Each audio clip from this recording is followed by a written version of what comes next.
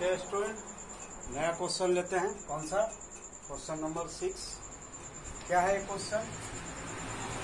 यदि कोण ए और कोण बी न्यून कोण हो, न्यून कोण आप समझते हैं लेस देन 90 डिग्री, जो 90 डिग्री से छोटा हो उसको क्या कहते हैं? न्यून कोण है।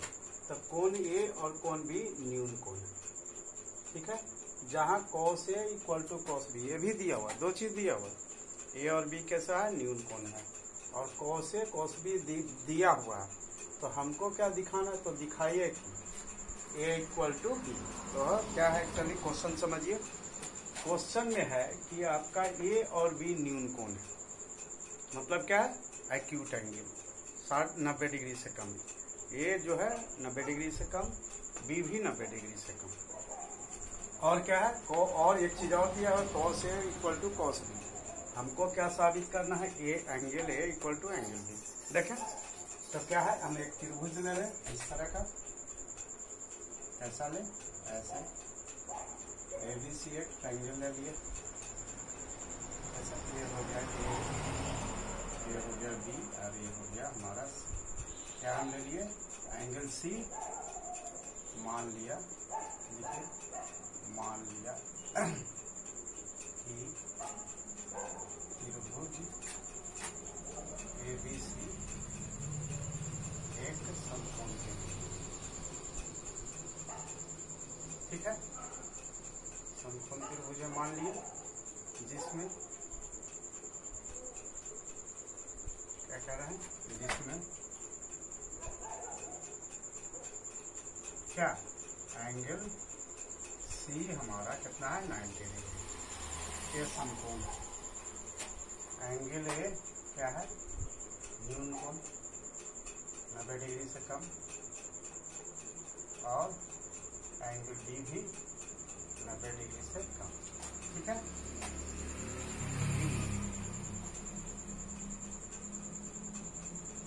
ठीक है। और एक क्या चीज दिया हुआ है? cos A equal to cos B।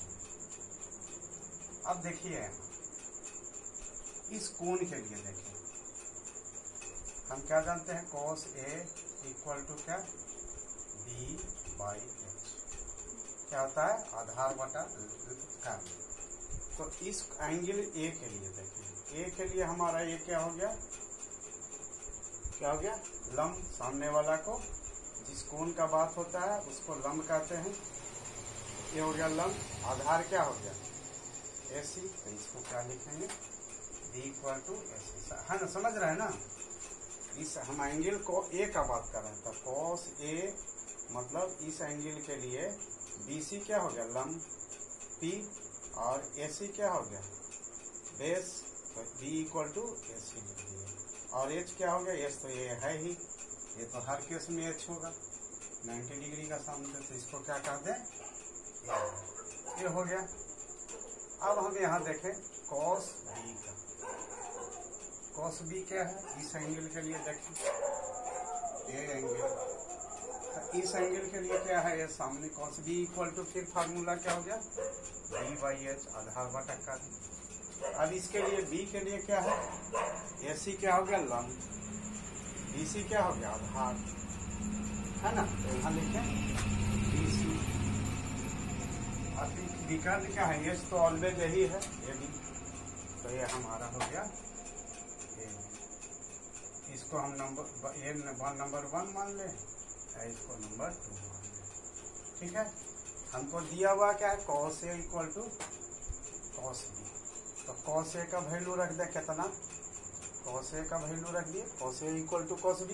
तो cos A इक्वल टू लिख दिए AC बाई AB। और cos B का, इससे cos A का वैल्यू ले लिए और cos B का इससे ले लिए, तो क्या हो गया? BC बाई, है ना?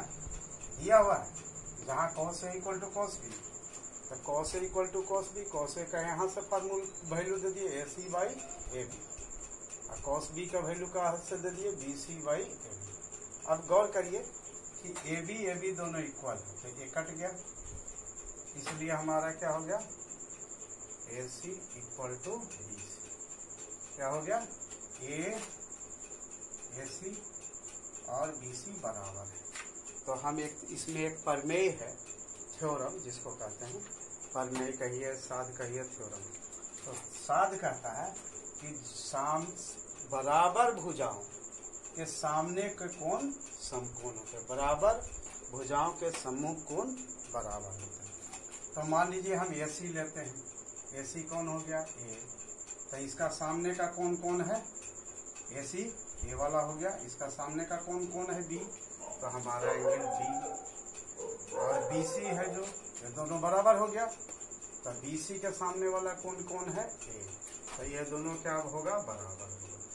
यही चीज तो प्रूफ करना था कि हमको A = B = A और A = B है ना। फिर से हम ये रिपीट कर दें, थ्योरम हमारा प्रमेय क्या है कि जब किसी त्रिभुज में दो भुजाएं बराबर हो, AC = BC है, AC = BC, तो थ्योरम क्या कहता है कि बराबर भुजाओं के सम्मुख कोण, सम्मुख मीन्स सामने वाला, तो बराबर भुजाओं के सम्मुख कोण समान होते हैं।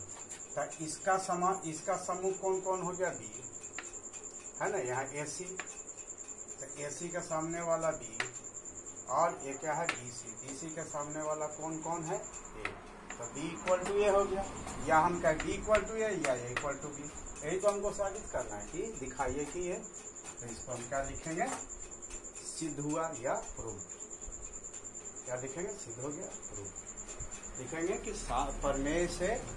प्रमेय से हम जानते हैं कि समान भुजाओं के सम्मुख कोण समान होते हैं। जो भुजा बराबर होती है उसके सामने वाला, जब भुजा दोनों बराबर होगी तो उसके सामने वाला कोण भी बराबर होगा, है ना। ओके।